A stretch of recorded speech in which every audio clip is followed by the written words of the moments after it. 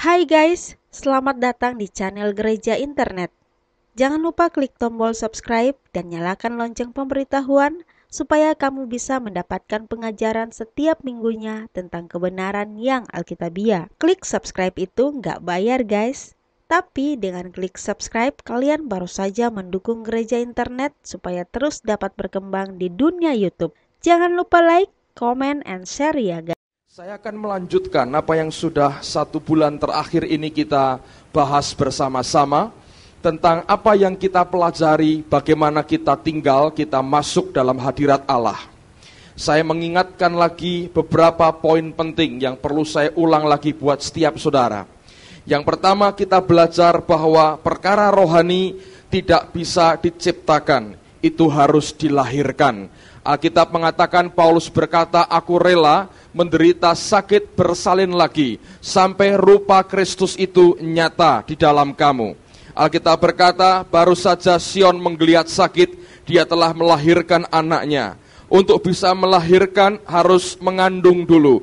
Untuk bisa mengandung harus ada intimasi, hubungan intim. Alkitab berkata, barang siapa bersatu dengan perempuan cabul, ia satu daging dengannya. Barang siapa bersatu dengan Allah, ia menjadi satu roh dengan Allahnya.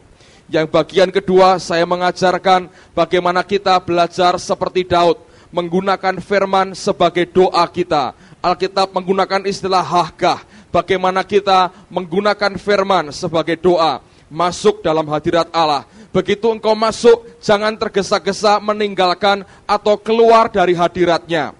Do not be in hurry to go out from His presence. Jangan tergesa-gesa keluar dari hadiratnya. Itu bagian yang kedua. Alkitab berkata dalam kitab Nabi Yesaya, in quietness and trust is your strength. Dalam ketenangan, dalam tinggal diam, dalam ketenangan dan percaya, itulah kekuatanmu. Bagian ketiga, saya mengajarkan seringkali kita akan mengalami gejala-gejala yang fisik kita bisa merasakan. Ada orang yang merasakan panas dalam tubuhnya. Ada orang yang merasakan kebal tangan dan kakinya ketika dia mulai dilawat Tuhan dan masuk dalam hadirat Allah. Tapi saya katakan tidak pernah hal itu merupakan tolak ukur untuk kerohanian kita.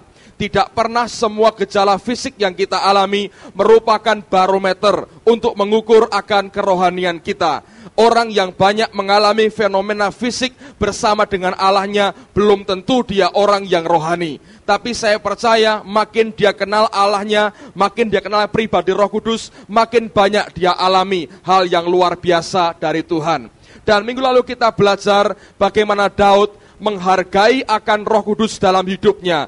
Dia memberikan hati yang begitu luar biasa. Dia mencoba meminta supaya Roh Allah jangan meninggalkan dia. Dan itu dia kerjakan dengan luar biasa. Dia membuka hatinya, dia mau mati dari keakuannya. Yang kedua, dia menjagakan kekudusan. Yang ketiga, dia minta kepada Allah akan hati yang baru. Itu 4 bagian yang saya percaya semua kita sudah mendengar dan mengertinya.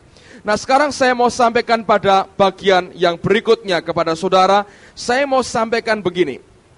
Setiap kita adalah para pelari, para atlet. Masing-masing kita harus berlomba pada bagian kita masing-masing, pada jalur, pada trek kita masing-masing.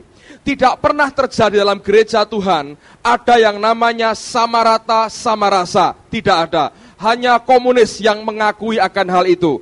Allah kita memberikan kompetisi secara sehat kepada setiap anaknya untuk berlomba.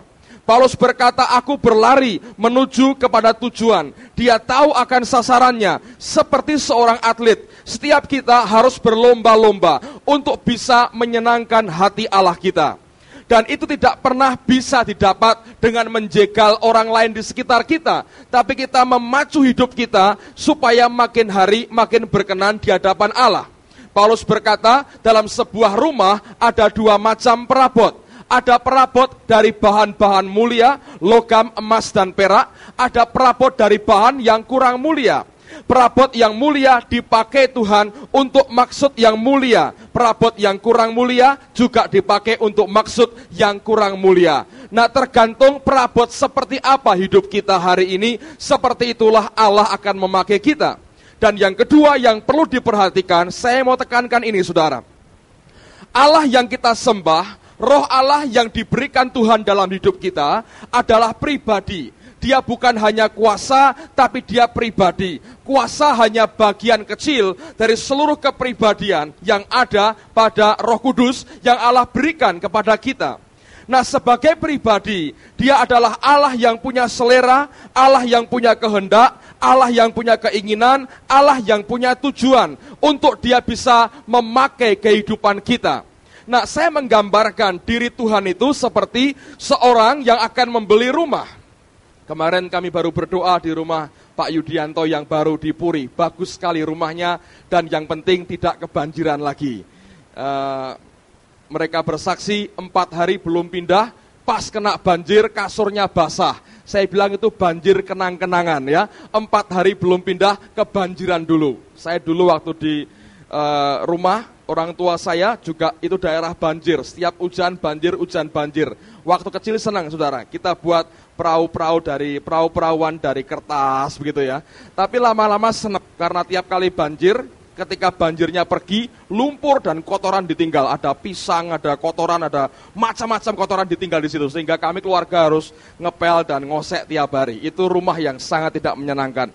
Nah, sekarang saya gambarkan, Roh Allah seperti seorang yang punya uang yang cukup dan dia mencari tempat tinggal. Ketika dia mencari tempat tinggal, kalau Anda mau beli rumah, kalau saudara punya uang, maka yang pertama engkau cari, kalau engkau cari rumah adalah untuk apa rumah itu? Kebutuhannya untuk apa? Kalau engkau berkata, baiklah saya mau tanamkan modal saya untuk beli rumah untuk kos-kosan.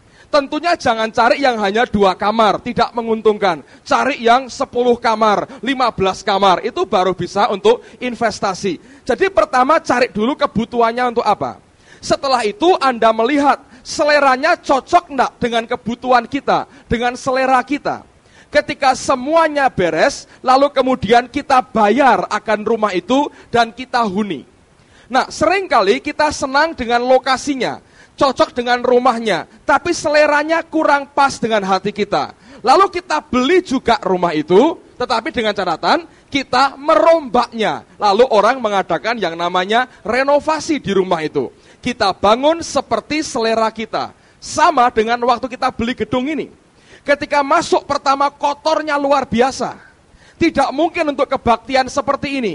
Kotor dan panas sekali. Gelap, catnya ungu tua, saudara. Warna-warni, cat diskotik. Masa mungkin kita bisa pakai untuk kebaktian?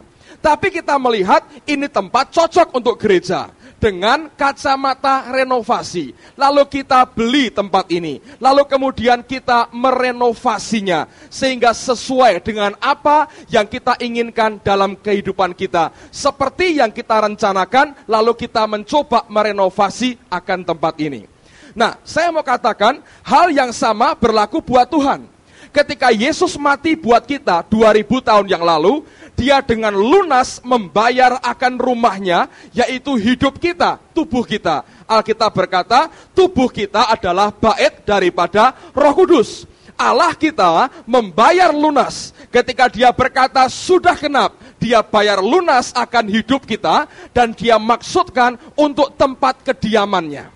Tetapi saudara, terus terang saya harus berkata, bahwa rumah-rumah yang dia beli lunas ini, dia beli karena dia cinta. Dia senang dengan tempat ini, tapi kondisinya kurang menyenangkan buat selera Tuhan. Sebagian hidup kita ini seperti benteng pendem Yogyakarta, saudaraku. Benteng isinya tembok flat, lubang cuman kecil-kecil. Ada orang yang hatinya tembok semua. Ada juga yang sedang dibeli dalam keadaan berupa gubuk sawah. Bocor sana sini dan terbuka semuanya. Malah agak menjengkelkan dipakai. Sebagian lagi dibeli dengan keadaan model Jepang. Duduk di bawah semua, kamar mandinya kecil sekali. Anda tahu di Jepang, saya pernah 2 minggu di sana, di Tokyo. Saya masuk ke sebuah rumah, tempat yang dikontrak anak-anak Indonesia untuk kos. Mereka orang-orang pelajar. Saya masuk ke sana, mereka berkata, Pak, pokoknya seadanya ya, sama-sama dengan kami. Oh ya, seadanya. ditunjukkan kamarnya nggak ada kasurnya. Sekarang rumahnya Pak Yudianto tidur gaya Jepang, tatami namanya ya. Di bawah begitu hanya ditatai kayu sedikit, papan dibuat di situ, tidur di situ. Terus saya tanya, kamar mandinya mana? Wah, ini tidak ada Pak kamar mandi. Kalau mau ke kamar mandi di situ Pak, di satu blok dari sini itu ada kamar mandi umum. Jadi itu isinya cuman kotak seperti ini. Laki dipisah dengan tembok dengan perempuan, lalu ada pancurannya, showernya. Jadi semua itu masuk ke sana mandi sama-sama, saudaraku. Nggak ada sekatnya. Saya bilang seumur hidup jarang saya begitu. Dulu mungkin waktu umur 3-4 tahun nggak apa-apa. Sekarang saya bilang masa saya begini. Nah kalau Bapak nggak mau ya seperti kami juga nggak mau. Oh sama toh, kamu nggak mau? Iya Pak. Satu diantaranya orang Semarang, namanya Paulus, saudara. Orang daerah Progo, persis ini, Paulus Progo, tapi tanah Jepang, sini Semarang, saudara. Itu namanya benar Paulus, rumahnya Jalan Progo. Saya nggak tahu, orang Jawa, saya nggak tahu kenal nggak Paulus yang ini rumahnya Progo, gang berapa saya nggak tahu. Jadi dia bilang, kamu nggak senang tuh? Oh nggak Pak. Lalu kalau kamu mandi gimana? Oh mandi caranya ada katanya. Ini Pak, kita beli ember, lalu ember mereka isi air, dimasukkan di WC. Anda tahu WC-nya? Itu ukuran kira-kira mungkin 1x1, saudara, kecil sekali. Jadi kalau mau mandi, saudara, itu harus berdiri di atas, WC-nya WC jongkok, untungnya begitu. Lalu kemudian mandinya begini, tanpa bergerak, saudara. Kalau bergerak nanti keluar semua itu. Dan di bawah pintu itu diberi handuk yang tebal. Kalau air keluar terhisap oleh handuk yang ada. Jadi kami mandi dengan cara begini. 2 minggu nggak betah, saya bilang, saya pulang aja cepat-cepat, saya bilang. Nggak betah, saudara, tinggal dalam keadaan seperti itu. Kalau saya punya uang, saya beli rumah itu, yang saya rombak pertama, WC dan kamar mandi. Arsitekturnya pasti saya undang Pak Timotius. Karena seleranya soal itu hebat sekali, dia ngaturnya itu luar biasa. Jadi saya pasti begitu, sama dengan kita, saudara. Roh Allah juga berbuat yang sama. Dia tinggal dalam kehidupan kita. Allah menebus kita dengan penebusan Yesus. Tapi terus terang, Tuhan tidak berselera melihat cara hidup yang lama kita. Bagaimana mungkin dia bisa kerasan tinggal dalam hidup kita, bahkan memerintah hidup kita, dan bergerak bersama-sama dengan kita, kalau hidup kita tidak sesuai dengan seleranya. Nah oleh karenanya inilah yang Tuhan kerjakan. Dia terus mencoba merenovasi hidup kita sampai jadi seperti yang dia inginkan. Yang benteng pendem dibongkar, jangan dipendem, diangkat saudara. Lebih banyak diberi ventilasi. Yang seperti gubuk tengah sawah, tutup supaya nggak masuk angin dan tidak bocor. Yang seperti rumah Jepang, mungkin terlalu kecil kamar mandinya, dibongkar sedikit. Yang seperti gaya Spanyol, banyak pilarnya, anak lari nabrak terus pilar-pilar terlalu banyak, potong pilarnya, ganti dengan model yang dia inginkan. Nah dalam hidup kita, kalau Anda mau mengerti yang namanya hadirat Allah, urapan Tuhan, kalau engkau rindu bekerja di dalam kehidupan saudara, hanya satu cara, bagaimana engkau bisa mengadaptasi hidupmu dengan perombaan dan renovasi yang Allah kerjakan dalam hidup kita. Amin, saudara. Nah sekarang buka firman Tuhan sama-sama. Keluaran pasal 30 ayat 22 sampai dengan ayat yang ke-33. Saya tunggu sampai saudara mendapatkan, lihat akan bayang-bayang, shadow pada perjanjian lama, dan aplikasikan dalam perjanjian baru. Judulnya mengenai minyak urapan yang kudus. Berfirmanlah Tuhan kepada Musa, ambillah rempah-rempah pilihan, mur tetesan 500 shikal, dan kayu manis yang harum setengah dari itu, yakni 250 shikal, dan tebu yang baik 250 shikal, dan kayu teja 500 shikal, ditimbang menurut shikal kudus, dan minyak zaitun 1 hin. Haruslah kau buat semuanya itu menjadi minyak urapan yang kudus, suatu campuran rempah-rempah yang dicampur dengan cermat, seperti buatan seorang tukang campur rempah-rempah.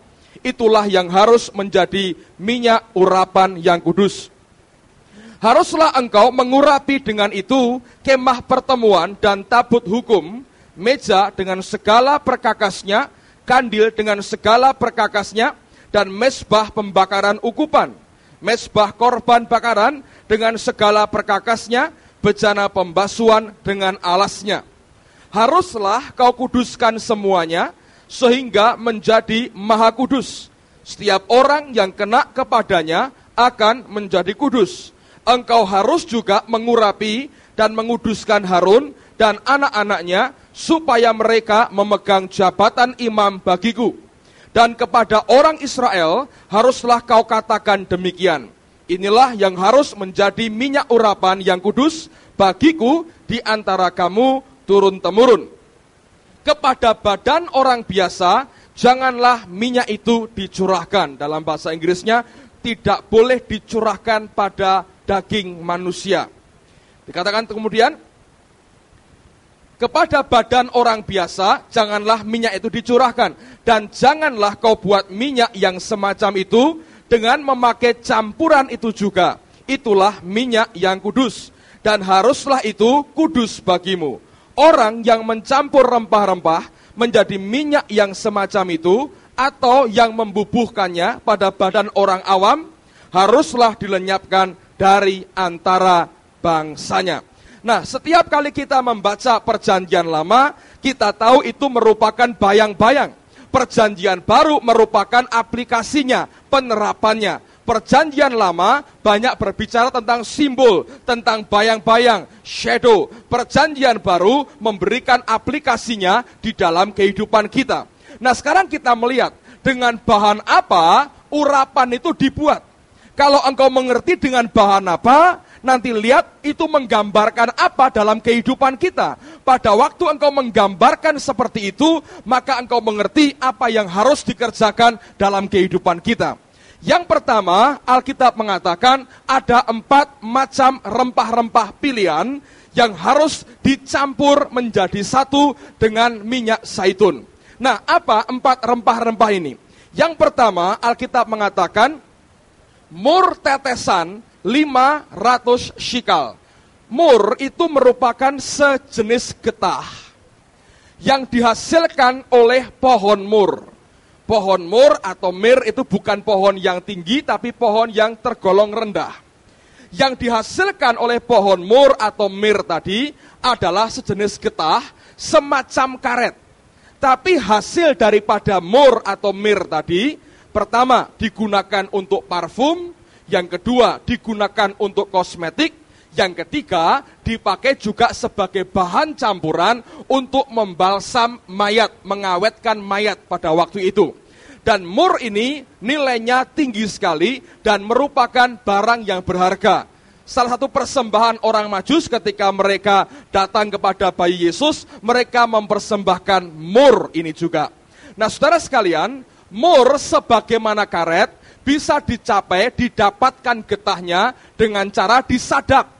Disayat pada batangnya, lalu keluar akan getahnya, getah yang namanya getah mur. Ketika ditampung, getah yang berminyak itu akan membeku kemudian. Nah, ini diolah dan diambil sarinya, dihasilkan parfum, kosmetik, atau bahan campuran untuk membalsam mayat. Itu adalah mur.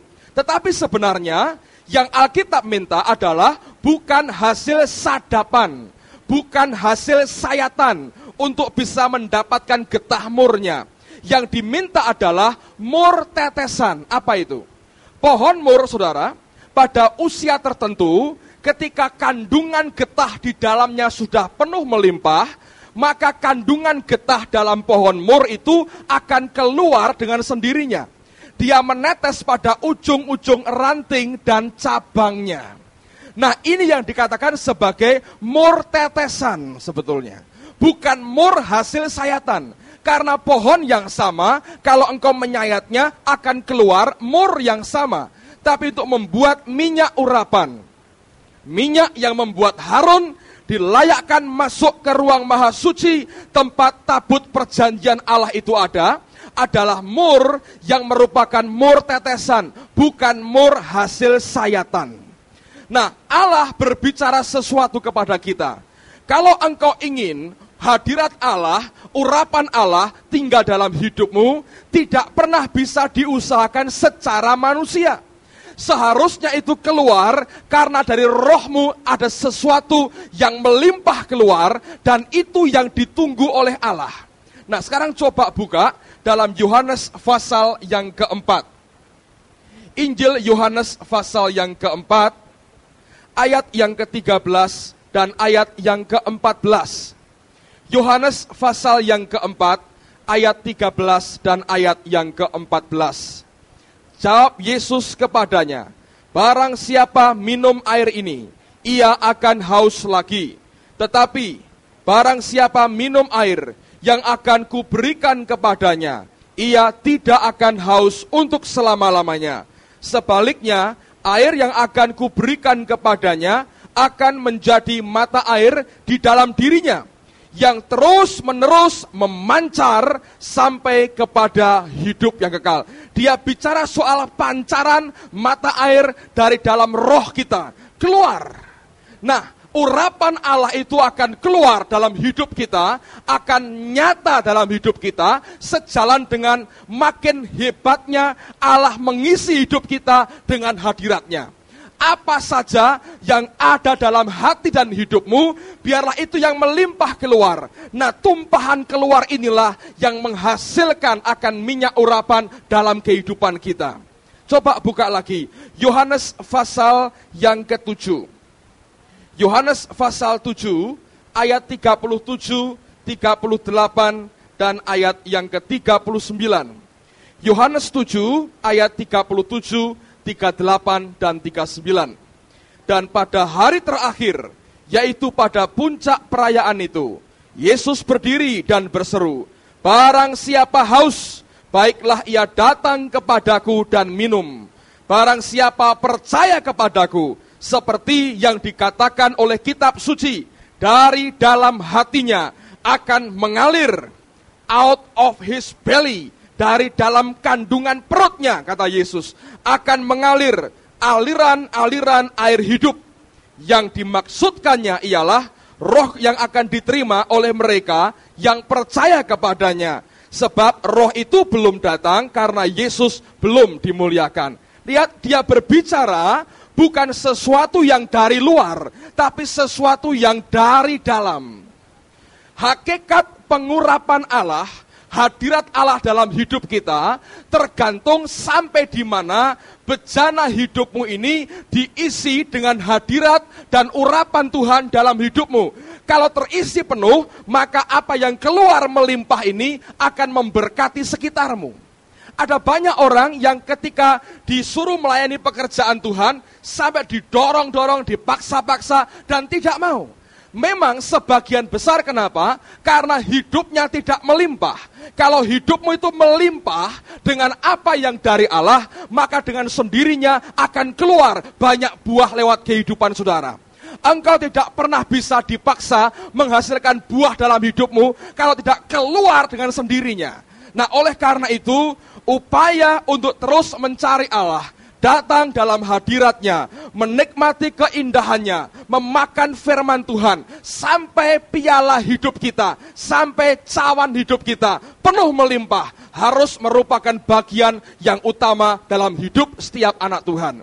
Kalau tidak, saudara, maka yang dihasilkan bukan mur tetesan, tapi mur sayatan, dipaksa-paksa, diusahakan secara manusia, didorong-dorong, dipaksa, ditarik mungkin, tapi hasilnya nggak banyak. Lain dengan orang yang memang karena melimpah, keluar dari rohnya, melimpah, melimpah, melimpah, melimpah, melimpah. Nah, apa yang dalam roh kita ternyata terbukti dengan apa yang kita ucapkan dan kita kerjakan dalam hidup kita. Kalau engkau omongkan adalah masalah kepahitan, hidupmu penuh dengan kepahitan. Engkau ngomong soal pemberontakan, hatimu penuh dengan pemberontakan. Tapi kalau engkau penuh dengan firman, yang keluar apa? Firman. Yang Allah minta, mur tetesan, bukan mur yang disayat, tapi mur yang keluar dari roh kita. Keluar, memancar, sampai hidup yang kekal. Saudara sekalian, ini yang Tuhan cari sebetulnya. Bagaimana ada mur tetesan dihasilkan dalam kehidupan kita. Itu merupakan bahan yang pertama. Yang kedua, Alkitab mengatakan dicampur dengan kayu manis 250 shikal.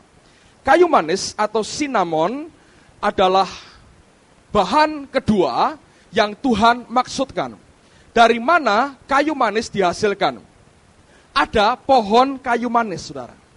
Nah, untuk mendapatkan sarinya dari kayu manis itu, maka orang harus menyuling. Dari mana disulingnya? Pertama-tama, mereka buat apa? Mereka mengelupas kulit luar dari pohon kayu manis. Itu kerasnya luar biasa, kaku dan keras. Tidak mungkin disuling. Maka, kulit kayu manis ini harus dilunakkan, dilembutkan dulu. Caranya apa? Dengan merendamnya pada air laut. Air dengan kadar garam yang tinggi. Tujuannya apa? Supaya kayu manis ini menjadi lembut. Nah, di samping Allah mau, apa yang ilahi itu keluar dari hidup kita, lahir dari hidup kita, maka Tuhan mencari sebetulnya kelembutan hati daripada anak-anaknya. Dia Roh Kudus yang halus sekali perasaannya. Tidak mungkin dia tinggal pada pribadi yang hatinya berbatu-batu dan kerasnya luar biasa. Engkau boleh coba dengan cara apapun, engkau keraskan hatimu dan undang dia masuk. Tidak akan pernah dia bisa menguasai hidupmu dengan total. Tidak akan pernah dia betah dan tinggal dan memerintah akan kehidupan saudara. Dia mencari akan hati yang lembut. Setiap orang yang dipakai Allah dengan cara yang luar biasa, orang itu adalah orang yang lembut hatinya. Dia boleh punya pendirian yang kokoh, tapi hatinya di hadapan Tuhan lembut. Alkitab berkata, berbahagialah orang yang lembut hatinya, karena ia akan mewarisi bumi. Orang yang lembut hatinya adalah orang yang mudah diajar. Orang yang mudah sekali bertobat dari kesalahannya. Orang yang mau diajar, teachable, dan bukan orang yang keras kepala atau tegar tengkuknya. Kayu manis yang keras harus dilunakkan, harus dilembutkan dengan cara apa? Direndam pada air laut dengan kadar garam yang tinggi. Allah mencari orang-orang yang lembut hatinya. Kalau engkau tahu seleranya adalah kepada orang-orang yang hatinya lembut, yang teachable, yang gampang diajar. Bukan orang-orang yang suka berontak kepada dia, tapi orang-orang yang gampang diajar oleh Tuhannya, yang berkata ya dengan semua didikan dan teguran dari Allahnya. Musa contohnya. Musa ini seorang jenderal yang luar biasa. Saya pernah baca, dikatakan Musa ini seorang jenderal perang dari Mesir yang ulung sekali.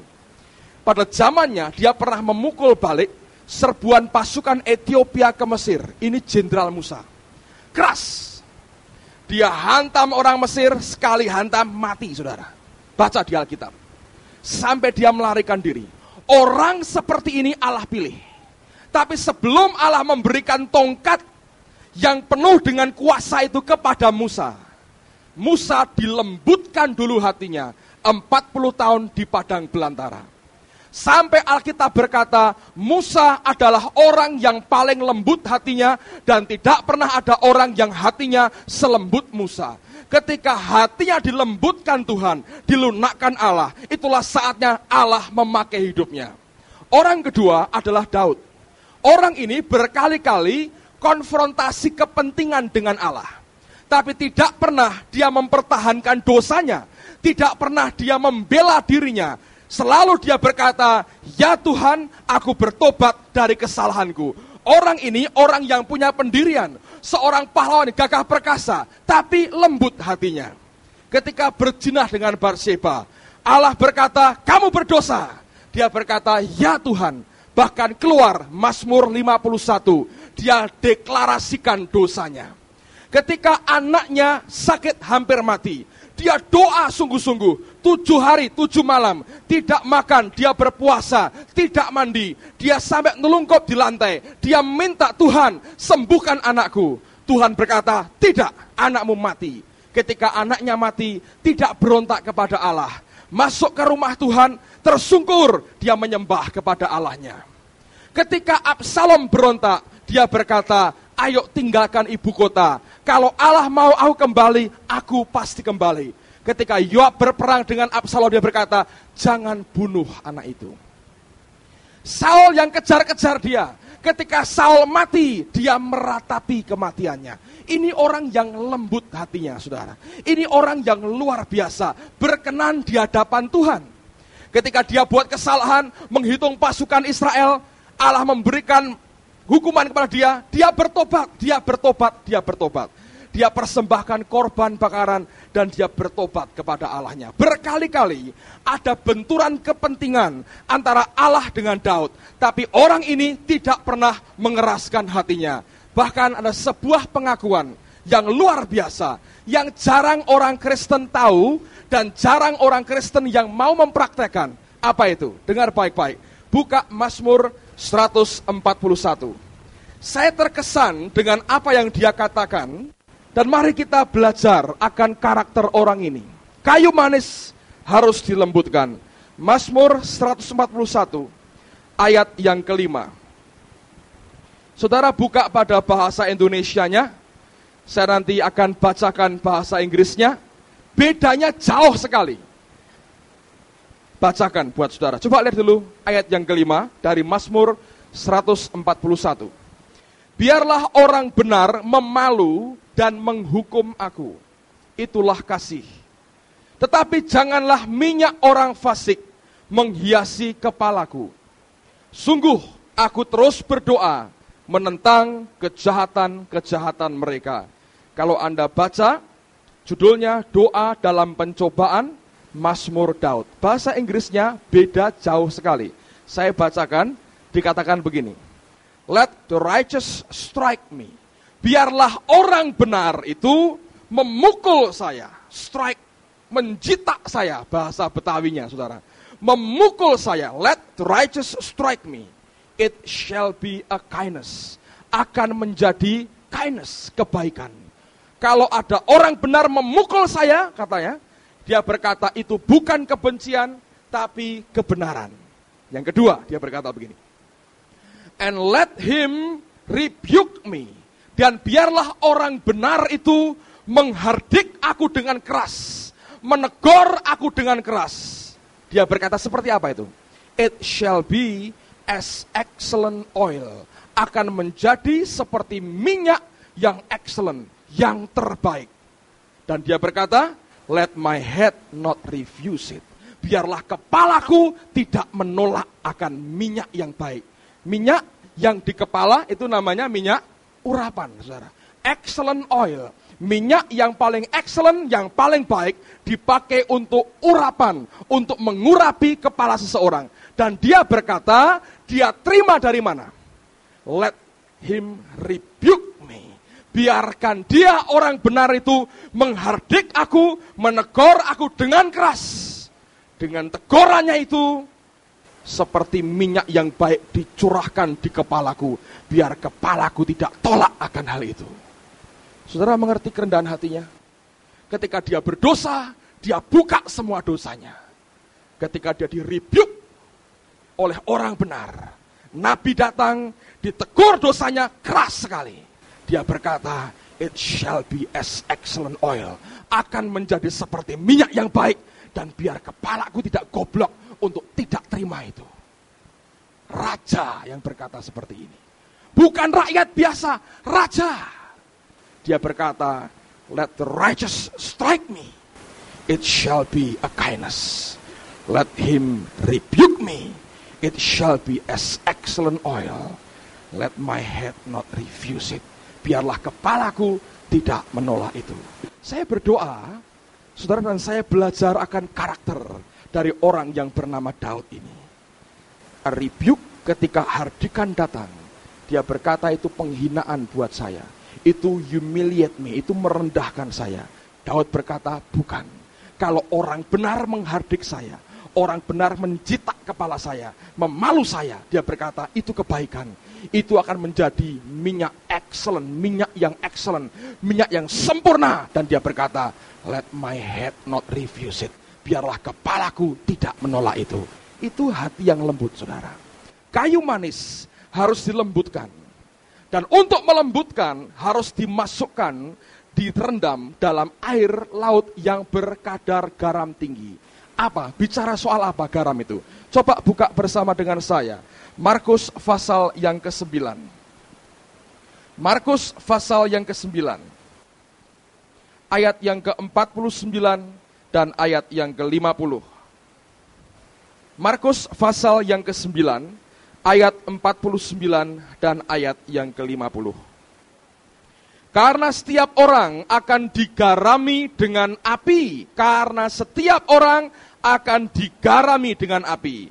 Garam memang baik, tetapi jika garam itu menjadi hambar, dengan apakah kamu mengasinkannya? Hendaklah kamu selalu mempunyai garam dalam dirimu, dan selalu hidup berdamai yang seorang dengan yang lain. Garam itu bicara penderitaan, ujian, dan tempaan dalam kehidupan kita. Kalau engkau minta Tuhan lembutkan hatiku, jangan khawatir. Tempaan, ujian akan datang dalam kehidupan saudara. Setiap orang, setiap kita akan digarami dengan api. Ketika Allah menggarami kita, tempaan datang, menguji kita, masalah datang menekan kehidupan kita, itu yang akan sanggup melembutkan hidup kita. Kalau dengan keyakinan, sadar, aku harus menjadi seperti yang Allah inginkan. Biarlah aku digarami dengan api. Itu melembutkan hatiku. Sampai seperti Daud berkata, let the righteous strike me, it shall be a kindness. And let him rebuke me, it shall be as excellent oil. Let my head not refuse it. Biarlah orang benar itu memukul aku, itu merupakan kebaikan. Biarlah dia menghardik aku dengan keras, itu akan merupakan minyak yang baik. Dan biarlah kepalaku tidak menolak minyak yang terbaik, urapan di atas kepalaku. Saudara sekalian, saya mau sampaikan hal ini. Sebagai gereja Tuhan, kita orang timur ini paling susah sekali untuk terima blessing seperti ini. Saya nyimpang sedikit, saya rasa saya perlu sampaikan ini buat saudara. Orang timur itu paling susah appreciate, menghargai orang lain. Termasuk menghargai orang yang dihierarkinya lebih tinggi dari dia. Orang barat lebih mudah appreciate orang, lebih mudah menghargai orang lain. Orang timur susah sekali menghargai orang. Kalau kita menghargai orang bukan karena hormat, tapi cenderung karena ketakutan. Oleh karena itu, kerajaan-kerajaan di timur ini paling susah diruntuhkan. Lebih lama runtuhnya. Kenapa? Bukan karena mereka menghargai raja, tapi karena mereka harus tindas dulu, baru mereka tunduk. Nah, ini yang harus dibongkar dari kehidupan orang-orang timur. Orang barat bisa demokrasi, raja tetap ada, mereka tetap appreciate, mereka tetap menghargai. Orang timur nggak bisa. Kalau mereka bisa berontak, dihabiskan semua yang di atas. Dan untuk bisa menguasai rakyatnya, mereka harus injak lagi bawahnya. Nah, itu cara yang di timur. Seringkali itu pola yang harus dibuang dalam hidup kita. Nah, sampai juga kepada ini, saudara. Kalau Anda mengerti bahwa setiap kali kita dalam gereja, dalam tubuh Tuhan, dalam gereja Tuhan, engkau harus belajar appreciate authority yang di atas. Bukan untuk memupuk kekuasaan di atas, tapi karena itulah hierarki yang Tuhan tetapkan dalam kehidupan kita. Dan rebuke ini, hardikan keras itu, selalu muncul dari atas. Merebuke kita, menghardik kita, menegur kita. Kegagalan kita mengappreciate, menghargai yang di atas, membuat engkau kehilangan akan urapan Allah dalam hidupmu. Lihat akan contohnya, Alkitab berkata begini. Paulus berkata kepada Timotius, kalau ada orang yang tinggal dalam perbudakan, artinya pada zaman itu, dia jadi seorang budak, hilang semua haknya. Lalu majikanmu, tuanmu juga ternyata bertobat sama-sama dengan engkau. Artinya si tuan itu juga jadi anak Tuhan. Budaknya bertobat, tuannya bertobat. Tapi dia masih sebagai budak. Paulus berkata, kamu harus menservis tuanmu yang dalam Tuhan itu lebih baik lagi. Karena yang menerima pelayananmu adalah saudaramu dalam Kristus. Baca itu. Tapi kita kebalik, saudara. Ini terus terang, dari dulu saya dengar keluhan begini, waduh, aku ini orang Kristen, kalau terima pegawai Kristen repot. Aku suruh-suruh, dia bilang majikan dan saya sama. katanya. Sama-sama anak Tuhan. Memang saya pegawai, tapi sama-sama anak Tuhan. Saya bentak sedikit, mereka berkata, Kristen kok kasar. Saya suruh kerja tekun, berkata, Kristen kok memeras orang. Kerjanya santai, tanggung jawabnya nggak ada, minta gaji gede. Dibayar kecil, berkata, Kristen kok kurang kasih dengan saudaranya. Repot saudara. Kebalik semua. Selama engkau tidak bertobat dari cara berpikir seperti ini, tidak pernah ada berkat. Coba tanya orang-orang yang pernah punya pegawai yang sama-sama Kristen. Sampai terus terang, saudara. Beberapa majikan yang saya pernah kenal, takut kalau mengajak anak buahnya dalam satu gereja dengan dia. Oh, ngidak ndas, kau tak ajak sak gereja. Loh, kita kan sama-sama, Pak, gitu. Ngerti, saudara? Engkau tidak pernah appreciate, ini orang timur. Kalau enggak diinjak dengan keras, tidak mau tunduk. Dikendori injakannya, naik, ganti injak, saudara. Nah, ini repot. Kalau Anda seorang pegawai, dengar baik-baik. Engkau kerja pada orang Kristen, kerja pada badan Kristen, atau yang sejenis, beri pelayanan lebih baik lagi. Itu harus, saudara. Alkitab berkata, penatua yang baik pimpinannya, terutama yang mengajar firman, yang berjerih payah, hargai 2 kali lipat. Sampai Paulus ngomong begitu. Karena rupanya etika kerja begini tidak pernah kita gubris. Terutama orang timur. Apresiatnya rendah sekali. Maunya sendiri. Hanya bisa tunduk ditekan, saudara. Mengiming gaji besar dan kejam sedikit, tunduk, saudara. Dengan orang dunia, engkau nggak bisa berkata, kok kejam, kok ini, nggak bisa. Tetapi khususnya kalau sama orang Kristen lain, nah keluar nih tanduknya. Apa? Sama-sama kita. Dalam Yesus kita bersaudara. Ayo gandeng tangan. Gak bisa, saudara. Paulus menekankan hierarki itu harus dihargai. Dari situ berkat Tuhan diberi. Kalau bosmu Kristen, layani dengan lebih baik dibandingkan kalau engkau melayani bos yang orang dunia. Ngerti, saudara? Kalau ini nggak diterapkan, blessing, urapan, omong kosong, forget it. Engkau tidak pernah bisa. Allah, menurut saya, tanda petik, cukup tergores hatinya dengan pemberontakan Lucifer. Setiap bentuk manifestasi pemberontakan seperti itu tidak pernah bisa diterima oleh Tuhan. Baca firman Tuhan ini. Kalau engkau tidak sanggup di-rebuke, dihardik dengan keras, engkau pikir sama-sama, sampai kapanpun tidak pernah Allah juga akan appreciate, menghargai saudara. Hargai, hormati, bukan disembah, saudara. Lah kalau salah, bicara tegur dengan baik. Bukan terus kemudian Anda hakimi. Saudara, ini yang harus dimengerti. Saya sampaikan ini dengan resiko. Saudara salah mengerti, dipikir, wah Pak Agung mau cari kekuasaan. Never, tidak pernah. Itu bukan urusan saya untuk mencari kekuasaan. Saya hamba, saya melayani Tuhan saya layani apa yang dia perintahkan, saya kerjakan. Ngerti, saudara? Ini demi kepentinganmu. Orang timur harus diluruskan hal seperti ini. Coba Anda lihat dalam militer. Disiplin, bisa, kenapa? Judge hukumnya. Ada polisi militernya. Diawasi. Tanya Pak Yoses. Kok bisa naik pangkat jadi perwira? Kok bisa? Dia jenjang dari bawah dirintis. Disiplin, jaga dirinya dengan baik. Appreciate dengan atasannya. Mesti begitu, saudara. Coba perwira kita seenaknya. Baris. Besok aja lah komandan itu. Hancur, saudara. Ini cuman Dono Kasino Indro kira-kira yang bisa tentara seperti ini. Warkop jadi tentara, begitu, saudara. Gak pernah bisa perang, nembak. Males, besok aja lah nembaknya. Mati duluan, kira-kira, saudara. Nah, ini yang orang timur mesti perbaiki. Sampai mendasar dalam hidup kita. Amin, saudara. Nah, ini yang kita harus ngerti. Kayu manis harus dilembutkan, dilunakkan lewat akan yang namanya penderitaan. Yang ketiga, tebu yang baik 250 shikal. Siapa yang tidak tahu tebu, saudara? Angkat tangan. Yang tidak pernah lihat tebu. Nggak ada, semua tahu. Bagaimana tebu diambil apanya? Sari tebunya. Kalau Anda nggak mau, bagaimana caranya tebu diambil sari tebunya? Kalau saudara mau tahu, besok siang datang ke Jalan Hasanuddin, dekat perempatan traffic light itu, pertigaan, ada orang jual es sari tebu. Siapa pernah minum es sari tebu, saudara? Pak Gaspar, Beta, yang lain toko Un semua di sini. Oh ya, yang lain semua toko Un, es krim dan Sang Randi semua. Ini orang-orang hebat. Siapa yang tidak pernah makan tebu? Tidak pernah menikmati tebu seperti apa? Gula yang Anda makan dan minum tiap hari itu dari mana? Anda tahu tebu dibuat dari apa?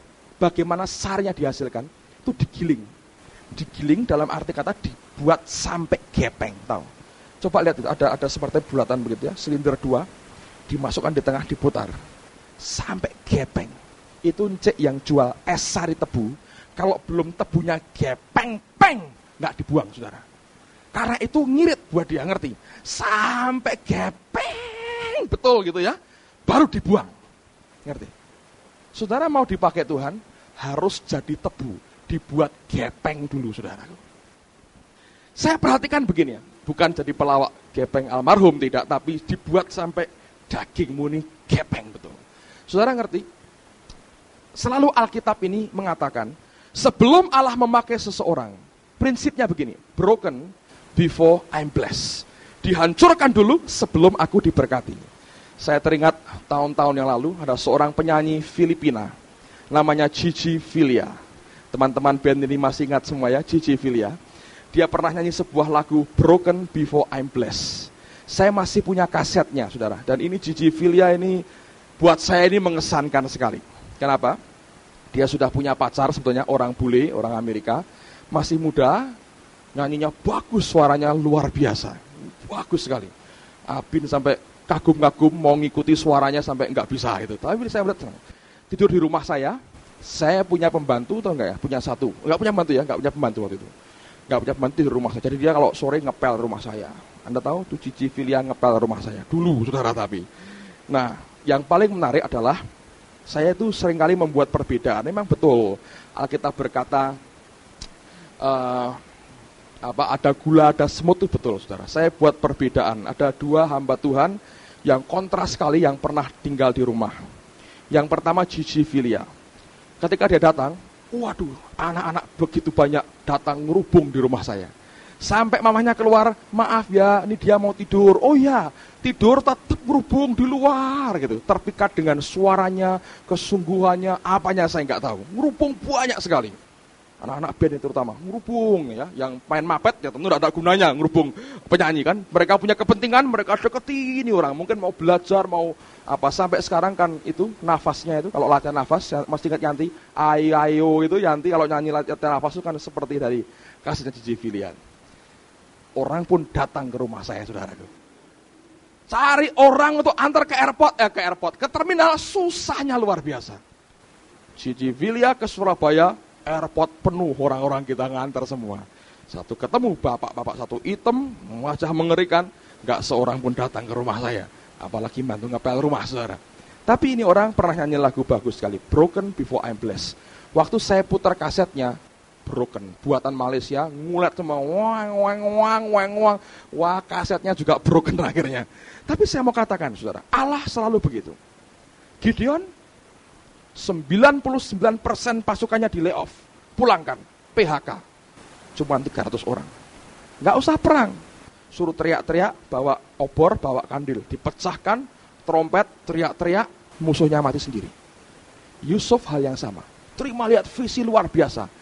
13 tahun dia tunggu. Sampai di penjara Mesir, Tuhan angkat. Daud hal yang sama. Diurapi Tuhan. 16 tahun dikerjain. Broken, hancur betul. Diangkat jadi raja di Israel. Allah selalu begitu. Tanpa engkau mau menyangkal kedaginganmu, menyalipkan dagingmu, tidak pernah bisa Allah mau pakai kita.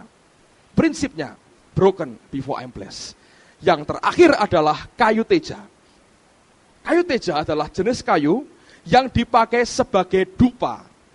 Anda tahu, itu harus tumbuk dulu. Dan untuk bisa mengeluarkan bau yang harum sebagai dupa, dia akan dimasukkan dalam tungku dan dibakar sebagai dupa. Apa itu, saudara? Coba buka lagi Mazmur 141, lihat pada ayat yang kedua. Mazmur 141, ayat yang kedua. Mazmur 141, ayat yang kedua. Biarlah doaku adalah bagimu, seperti persembahan ukupan, persembahan dupa. Doa kita seperti persembahan ukupan, dupa yang dibakar naik ke atas. Dan tanganku yang terangkat seperti persembahan korban pada waktu petang. Di zaman itu, orang Israel tiap hari harus menyembelih 2 ekor domba. 1 untuk korban bakaran waktu pagi, 2 waktu petang. Daud berkata, tangan yang terangkat seperti korban pada waktu petang. Domba 1 yang disembelih dan dinaikkan ke atas. Banyak orang Kristen susah sekali diajak angkat tangan nyembah Tuhan. Saya mau tanya, apa Anda lebih senang tiap hari motong 1 kambing Anda bakar untuk Tuhan? Lebih murah mana? Angkat tanganmu, dia berkata, seperti persembahan pada waktu petang. Nah, Daud berkata bahwa biarlah doaku adalah bagimu seperti persembahan ukupan. Doa yang dinaikkan dari hidup kita. Urapan hadirat Allah tidak pernah bisa didapat tanpa hidup doa yang benar di hadapan Tuhan. Saya sudah ajarkan bagaimana engkau masuk lewat Hagah dalam hidupmu, engkau bisa naikkan sebagai doa di hadapan Tuhan. Itu merupakan ukupan dan semua itu dicampur dengan minyak zaitun. Saudara tahu minyak zaitun? Di sini ada minyak zaitun.